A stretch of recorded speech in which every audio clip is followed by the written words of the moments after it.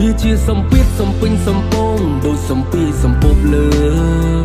លើកដៃសំពះបនព្រះជួយគិតមើលខំកាយខំរើខំសង់ចង់ឡើងលើសង្ឃឹមការខំវាស័កសមនឹងទង្វើមិនចង់ស្លៀកតែកតោដេកនៅតែកតេលក៏មិនចង់ស៊ីតែមកពោះរស់ត្រឹមតែមកពេលរត់តែមិនចង់ព្រោះបាយមកពេលបងក៏ទៅជាជំនួសចង់មានសម្បត្តិហៀហូសបោសបាយហើយចាយឈ្មោះស្នាមរបួសមិនអាចជួត្រឹមតែស្នាមញញឹមសូមកុំយកត្រីក្រាញ់ទៅជល់ជាមួយនឹងត្រីក្រឹមកុំយកក្តីសង្ឃឹមអ្នកផ្ញើនឹងព្រេងវាសនាកុំយកប្រាក់បំបាក់យួរកុំងាប់ព្រោះតែតណ្ហាឃើញលីមួកក៏ថាផ្កាមើលឃើញបនឡាបែបថាស្បៃអង្គុយគិតកណ្ដាលយប់ខ្ញុំដេកយល់សពកណ្ដាលថ្ងៃកុំសម័យឲ្យខុសទៅនងកុំចង់ឈងរបស់ទៅនើបកុំតនេស្ដាប់គេតណាសួរថាកាលបានលើកអញ្ចឹងទើបចាស់គាត់ថា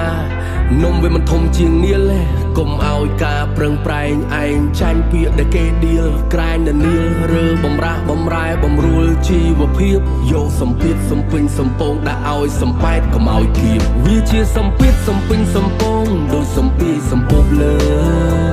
លើកដៃសំពះបនព្រះជួយគិតមើលខំកាយខំរើខំសង់ចង់ឡើងលើ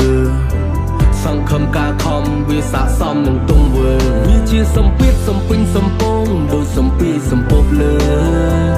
លើកដៃសំពះបនព្រះជួយគិតមើលខំកាយខំរើខំសង់ចង់ឡើងលើសង្ឃឹមការខំវាស័កសមនឹងទង្វើព្រោះតែសំពីសំពេញសំពងដូចសំពីសំពប់លើ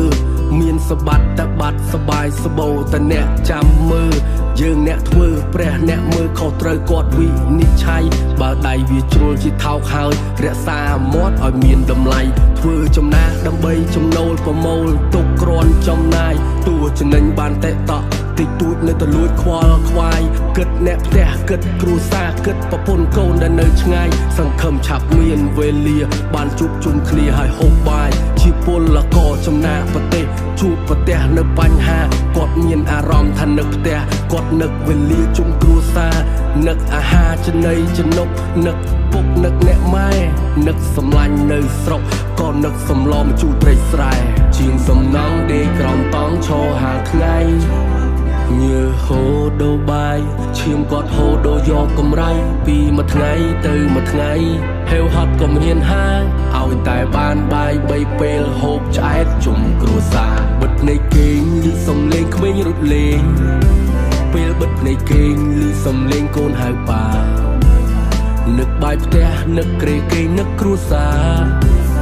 នឹកប្រយោគមួយឃ្លាញ៉ាំបាយជុំគ្នាកុំភ្លេចណាបិទភ្នែកគេងលឺសំឡេងក្មេងរត់លេងពេលបិទភ្នែកគេងលឺសំឡេងកូនហៅប៉ានឹកបាយផ្ទះនឹកក្រែគេងនឹកគ្រួសារ